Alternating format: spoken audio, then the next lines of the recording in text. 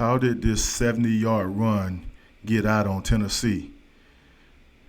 It's all about alignment, assignment, technique.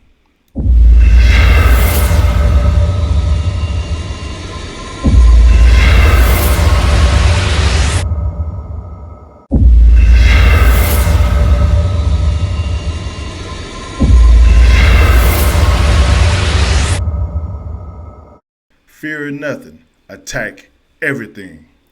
On this play, guys, it's a little bit of everything going on. Let me run it and let's get into it. Okay, first off, as you can see, the tight ends right here. So this front was loaded to the tight ends, a right call. So he was in a 3 technique over here originally, and he was in a 2-eye right here. Okay, this D end right here is in a 5 technique. And this end right here, he's either going to be a 6-eye or he's going to be outside in a 9 technique here. Okay, now this tight end right here is going to move over to the other side of the line of scrimmage. Notice we got an offset back, and I'll get into that in a second. But this tight end is going to move to the other side of the ball. Okay, you're going to reload it, left. Okay, now he's in a 3 technique. This guy should be in a 2-eye right here, but he's in the gap. This is the start of a lot of problems right here. Okay. This guy right here is in a 5 technique, and now we got a guy outside. Now he's a wing off the ball. I would take this guy, just put him in this crease and let him hit this, because the back's is to his side right here. No need of being this wide when the back's to your side with a guy off the ball right here. Put him in the crease and let him go hit this crease. Key this tackle right here. He down block, we close, go chase it from the backside. But right here is the start of the problem right here. And one thing I teach guys is how the ball side hand down. I want his inside hand down, inside foot back. And I want to be a heavy 2-eye right here. Notice that the back's here offset. The quarterback's in shotgun, and the running back is offset. Okay, with the running back offset to this side, I want him to be in a heavy 2-eye technique. And one of the reasons I want that, because I'm trying to take him away from the center. They're gonna scoop block him right here, or what a lot of people call it combo block. But he's gonna hit him, the center gonna come around, and he's gonna be out of his gap just that fast. Never play in the gap. I always play on a guy, either a 2-eye or you're a shade, but never play in the gap in a team that run the ball so well. Never play in the gap at all on a run game. Okay? So basically what I'm telling my man here to be tight right here. The back's to your side, be tight right here. Get down in this crease, key this guy, hit this crease, he down block, close. Okay? But right here we need to be in a 2-eye, knocking this back. Knocking this back with eyes inside the A gap right here. Inside the A gap right here. The A gap is the foundation of the defense, right? Okay. Now we got to figure out where these linebackers got to be right here. I'm gonna run it and get them all set up right here. So the linebacker ended up right here. Okay. So basically, how they got this, they're playing this. If they get this guy right here, this 5'8", and put him in the crease right here, these linebackers can shift over to the right. Put him in the crease. You got a guy outside right here that's free, and you got a guy outside on this receiver out here. So you got guys outside. Take him, put him in this crease. Have these linebackers shift over to the right. So we should have this linebacker sitting in this gap. We should have this linebacker sitting in this gap. Now we gap sound. Right now we got an open gap right here. He block out. He blocked down. This center gonna come and get around and across his face. They're gonna scoop him up out of here, and he gonna get up to the second level to get a linebacker. And then this running back gonna get this ball, and he gonna hit this right here, get this crease, and be out the gate. Okay, let's watch it. Okay, he should be a heavy 2-eye right here. Remember that? He should be a heavy 2-eye, and watch what happened to this guy right here. Right here. He set the edge right here. He's setting the edge. Right here we got to be tight, being physical through here. Get be tighter. Put that foot down the middle of this guy. Be tight with his back to your side right here. All right, right here. Love to be in the crease right here. Linebacker shift over to your right. Let's watch it. Okay, we shifting too late. They shifted. They're going to the right, but they don't have to do that on the snap of the ball. They can be there already. But watch this guy right here. Watch my tackle. My 2-eye technique right here. He's going to be on the other side of the center. They got him. Okay? Now, that allows this guy to get up to the second level and get another block right here. Okay? Okay?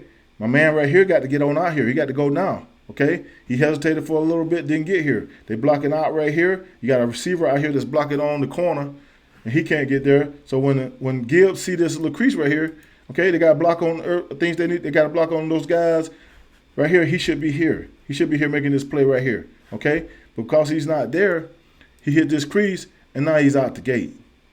He's out the gate, okay? When it comes to playing D-line, you want to be gap sound. You just want to be gap sound. Okay? So, like I said, he set the edge. He's good. He need to be tight right here. Put that foot down the middle of this guy with his back being offset to you. The reason we're going to do that is we're going to take away this combo block. We're going to take away this combo block right here. Okay? And so, basically, I was looking at my other screen over here, guys. If you have a case, I was looking that way. You know what I'm saying? Now I'm looking forward. So right here, we're going to take away this combo block by these two guys right here, by being heavy here, okay? Because once we get in the gap, they got exactly what they want right here. They got exactly what they want. And that's why he ended up on the other side of the center, because you in the gap and not on the guy. Put this foot down the middle, attack his inside number, and knock him back. Knock him back. This back should never make it across your face if you knock this back. And even if you knock it back, even if you do cross your face, you knock it back, stay square, fall off, and go help this play. Go help this play. Okay? Now, I don't know their scheme. I don't know how they coach their scheme, but I know their scheme is not sound right here. And this is something probably Detroit studied on film to know how they line up, how they align. They align their three technique to the tight end. Okay, they probably saw that these backers was always shifted over this way, and that's why they lined it. You know, initially they lined the tight end right here. The tight end was right here initially, and then he moved over here. Okay, now get him in the crease and go hit this, because he's off the ball a little bit. Go hit this crease. Okay, that's one gap taken care of. We got a guy sitting in this gap. This linebacker should be over here. He got the A gap. This linebacker should be over here for this B gap, and we got a guy sitting outside. Got guys sitting outside. We good to go. We got an extra defender right here coming up, and he's the run support. If we do that, this play is done. It's over with. It don't happen. But right here, alignment. Right here, assignment technique. So when I say alignment, be heavy. Technique. He got the wrong hand down. I never tell a guy to play with the man side hand down. I always play with the ball side hand down, because the only reason you want to do that to give yourself a win either way. Because if you got this stance right here and this guy want to come across your face fast, he gonna cut you off, because you got to step with the outside foot, the inside foot still in place, and he gonna get across your face and cut you off.